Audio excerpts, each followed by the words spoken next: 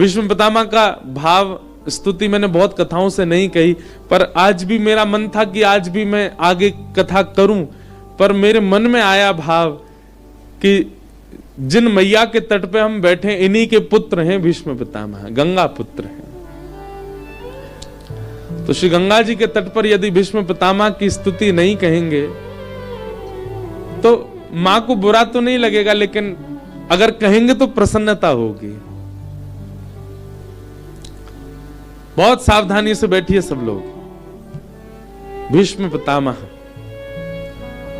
यदि आप मुझसे कहें कि आप श्रीमद् भागवत की कथा 9 वर्षों से कर रहे हैं, 9 वर्षों में भागवत में जितने भक्त हैं उन भक्तों में आपने किसको अपना प्रेरणा स्रोत माना?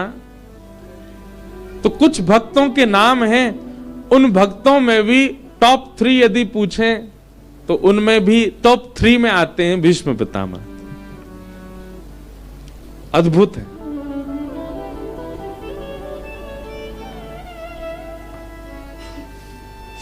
बहुत सावधानी से सुनिएगा। भीष्म पितामह बाणों की सैया पर लेटे हैं, परंतु उनके पिता के द्वारा मिला हुआ इच्छा मृत्यु का वरदान, जब तक तुम्हारी इच्छा नहीं होगी पितामह तुम मर नहीं सकते। उस मृत्यु के वरदान को कितने सही ढंग से प्रयोग लिया भीष्म पितामह ने। कैसे? मृत्यु सामने खड़ी है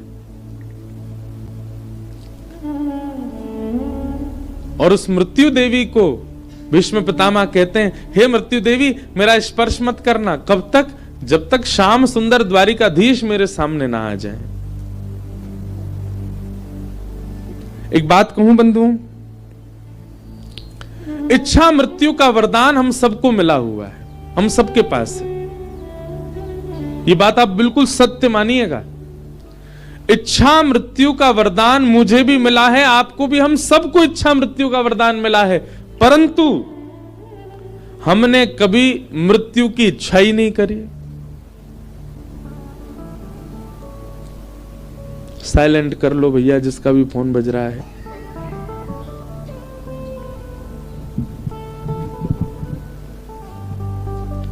हम सब लोग किसकी इच्छा करते हैं? हमारी पत्नी ऐसी होनी चाहिए, हमारे बच्चे ऐसे होने चाहिए, बेटा होगा तो ये नाम रखेंगे, बेटी होगी तो ये नाम रखेंगे, बच्चे पढ़ लिखने वाले होंगे इस स्कूल में पढ़ाएंगे, हमारा घर देहरादून में होना चाहिए, ऋषिकेश में होना चाहिए, ऐसा काम करेंगे, ऐसा व्यापार करेंगे, इतना पैसा कमाना, ये गाड़ी खरीदनी। ये सारी इच्छाएं हमारी होती हैं, पर इस जीवन का जो अकाट्य सत्य है मृत्यु, उसकी हमने कभी इच्छा नहीं करी। आप कहोगे महाराज जी इसलिए कथा नहीं सुन रहे हैं आपकी कि आप यूं बताओ कि मरवे की इच्छा करो। हमारी बात समझिएगा। मृत्यु सबकी होनी है। यहां पे कोई बैठा व्यक्ति ये बात कह सकता है मेरी मृत्यु ना होएगी? कोई हो तो हाथ ऊपर कर लो भैया। सब जानते हैं कि हम सबकी मृत्यु निश्चित है। किसी की मृत्यु रोगों से हो सकती है, किसी की मृत्यु गिरने से हो सकती है, किसी की मृत्यु सोते सोते हो सकती है, सबकी होगी। पीछे बैठे व्यक्ति से लेके मुझ तक सब मरने वाले हैं। यहां पर सबकी मृत्यु होनी है। हम सब जानते हैं हमारे जीवन का परम सत्य है, अंतिम उद्देश्य मृत्यु ही है हमारा। हम चाहे जीवन में जो कर लें, पर जाना हमको अर्थियों पर ही है, जाना हमको अस्थियों में ही है। कभी हमने उसके बारे में विचार क्यों नहीं किया कि हमारी मृत्यु कैसी हो? इच्छा मृत्यु का वरदान सबको मिला है, पर कोई इच्छा तो करे। और इच्छा कैसी करे? हे नाथ, जब तक प्राण है, जब तक जीवन है, तब तक मैं अपने कर्तव्यों का निर्वहन करूंगा। मैं जीवन में दुख भी सहूंगा, सुख भी सहूंगा, पीड़ा भी सहूंगा, आपत्ति भी सहूंगा। लेकिन नाथ मेरी बस आपसे एक प्रार्थना, मेरे जीवन में पीड़ा आवे, दुख आवे, दारिद्र आवे, सब कुछ मैं सहने को तैयार हूं। आप केवल मेरी एक चीज सुधार दीजिए। क्या? मेरी मृत्यु ऐसी होनी चाहिए। अपनी मृत्यु पहले विचार करो, कैसी मृत्यु चाहिए? हे नाथ, मेरी मृत्यु ऐसी हो कि जब मृत्यु काल आवे ना समीप, सबसे पहली बात तो मेरे अंदर यह आए कि मैं उस दिन भयभीत ही ना हूं, मुझे भय ना लगे, मैं निर्भीक रहूं, अत्यंत उत्साह में रहूं।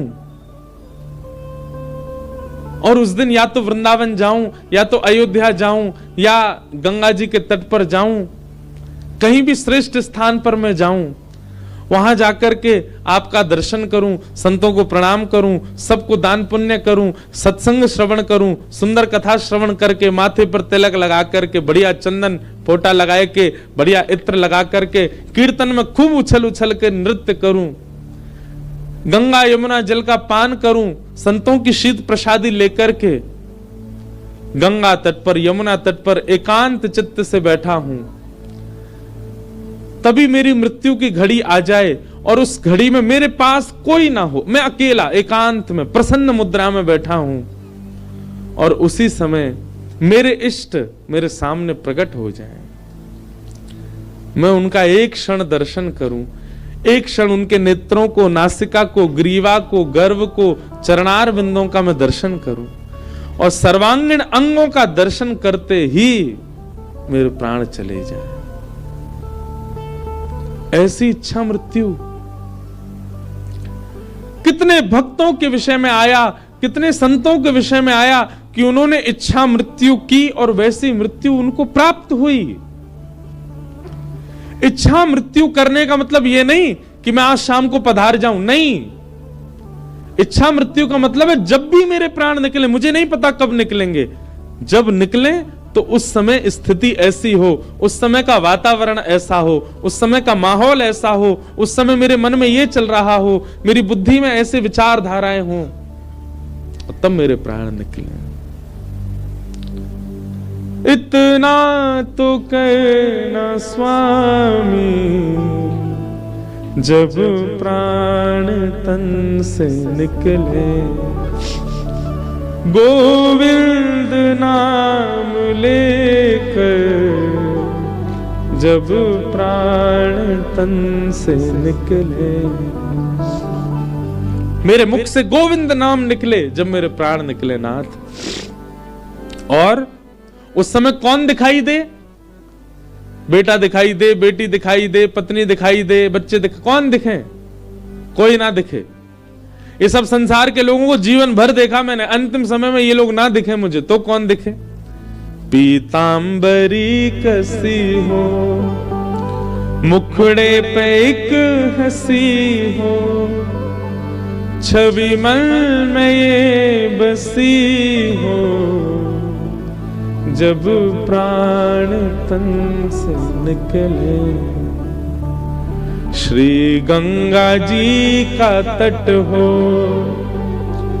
यमुना का वंशीवट हो, मेरा सांवरा निकट हो, जब प्राण तन से निकले। उस समय जल्दी आना, जब मेरे प्राण निकल रहे हो नाथ, उस समय देर मत करना आप। अच्छा देखो,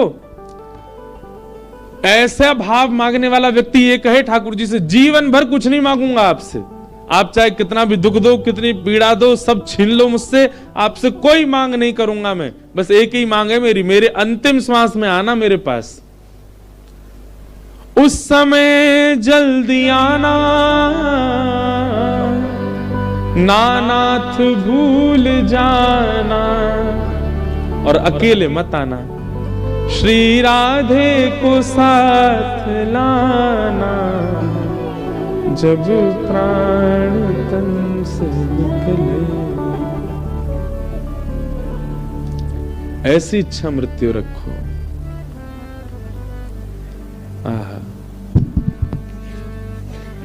एक बहुत सुंदर एक भाव है, मैं गाता हूं कथा में, यह भी इच्छा मृत्यु हो सकती है। अच्छा, मेरे बताने से इच्छा मृत्यु नहीं करनी है, स्वयं विचार करो।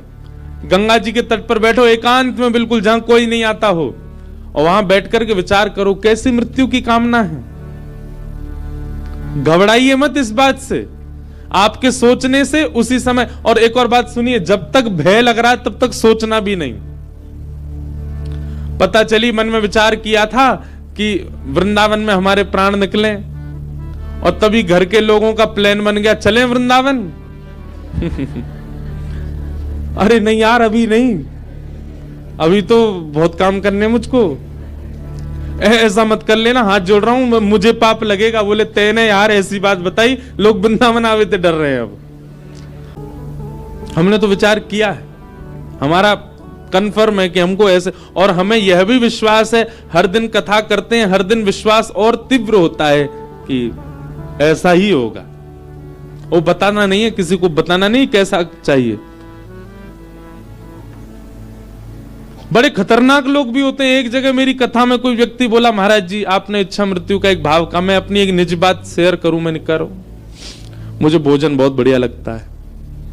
मैंने आज मन में विचार किया कि जिस दिन मेरे प्राण निकले उस दिन सुबह सुबह जलेबी खाऊं, कचौड़ी खाऊं, बेड़ई सब्जी खाऊं, दोपहर के राजभोग में बढ़िया मेरे पास में मक्के की रोटी सरसों का साग बने, चटनी से लगा के पाऊं। रात्रि का प्रसाद पाने के लिए मेरे पास दाल बाटी आवे, बढ़िया चूरमा, उसमें गुलाब पड़ा हो महाराज जी। मैंने कहा फिर? बोले बिल्कुल पाता जाऊं, मेरे को ऐसा लगे पेट भर ही नहीं रहा। और अंतिम स्वाद जैसे ही मेरे पेट मुख में जाए, पेट भरते ही जैसे ही मेरे पेट भर जाए तुरंत मेरे प्राण निकल जाए। ऐसे भोगी लोग भी हैं, बड़े प्रचंड प्रसिद्ध लोग हैं, मैं दो तीनों से मिला हूं मैं, जो भोग के द्वारा प्राण त्यागना चाहते हैं। ऐसे लोगों को मेरे चरणों में प्रणाम है भैया, ऐसा विचार मत करियो। इच्छा मृत्यु कैसी होनी चाहिए?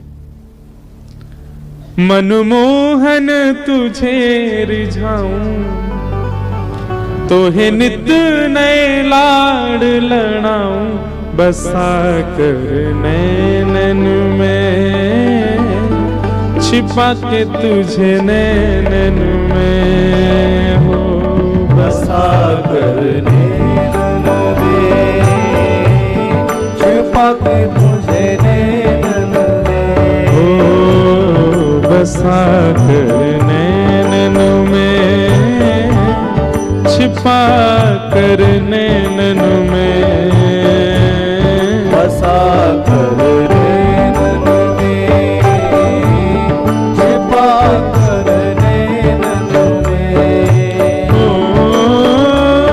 मनमोहन तुझे रिझाऊं, मनमोहन तुझे रिझाऊं, हो तो है नित नए लाड लड़ाऊं, हो तो है नित नए लाड लड़ाऊं, बसा कर नैनन में, छिपा कर नैनन